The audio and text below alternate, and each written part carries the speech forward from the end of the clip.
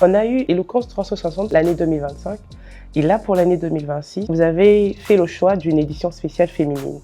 Qu'est-ce que l'éloquence révèle chez la femme que parfois la société n'écoute pas assez? Vous savez, en vrai, quand il faut parler d'éloquence en tant que concept, c'est juste la manière de bien dire. Comme le latin le dit, ars benedicendi. Chez la femme, est-ce que cela pourrait révéler? Je pense que chaque être humain a besoin de se sentir écouté, accepté, accompagné d'une certaine manière, quelquefois appuyé si on veut. La femme en tant que telle, comme individu, un peu comme moi, qui fait dans ce que je fais, a besoin d'oreilles pour être entendue, car elle aussi a des choses à dire. Ce que l'éloquence révèle justement, c'est que au fond de chaque femme, il y a quelque chose à tirer, il y a quelque chose à écouter, il y a quelque chose à entendre, à percevoir. Et pour ça, un peu comme pour chaque homme, elle a besoin de savoir et de pouvoir mieux le rendre. Vous voyez un tout petit peu? Exactement. Nous parlons tous de bien de manière, ça c'est une phrase de l'apôtre Paul qui dit nous branchons tous de bien de manière. Mais nous parlons tous de bien de manière. Mais à compétence égale ou à connaissance égale, la prise de parole ou encore la manière de le dire, de le présenter, fera toute la différence. Et ce que l'éloquence révèle chez chaque femme, justement, c'est le fait que dans la manière de dire, on verra qu'ici, au-delà de ce que l'on peut appeler plaidoyer, puisqu'il faudra écouter la femme à chaque fois, on verra qu'il y a une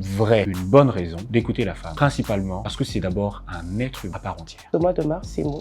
Moi, je vous tire chapeau. Ouais, merci. Merci. Et merci surtout à l'équipe d'accompagner ce genre d'initiative. On est à quelques jours du lancement, si je peux le dire comme ça, du prochain concours. Dans quel état d'esprit est un peu l'équipe Éloquence? Est-ce que vous êtes stressé, excité, ou c'est les trois qui se mélangent à la fois? Éloquence, c'est troublant pour... C'est troublant pour l'âme de plus d'un, c'est-à-dire autant pour moi que la coordonnatrice, que pour l'équipe logistique, la communication, pas évident. En tout cas, bon courage à vous. On a hâte d'y être et de voir cette éclosion féminine se mettre à parler de manière particulière. On va enfin écouter la femme. Enfin, peut-être pas, mais on l'écoute déjà. Et si on a décidé qu'il fallait qu'il y ait une édition spéciale qu'on appellerait la voix souveraine, c'est justement parce que nous savons que la voix de la femme, elle est aussi une voix souveraine.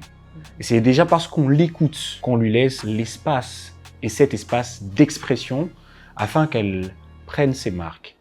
Pour celles qui ne les ont pas encore prises, mais pour ceux qui les ont déjà prises, puisqu'en RDC, on a des modèles des femmes magnifiques qui font des choses excellentes, qu'elles rendent témoignage à d'autres femmes que les possibilités pour mieux faire et pour se distinguer sont là.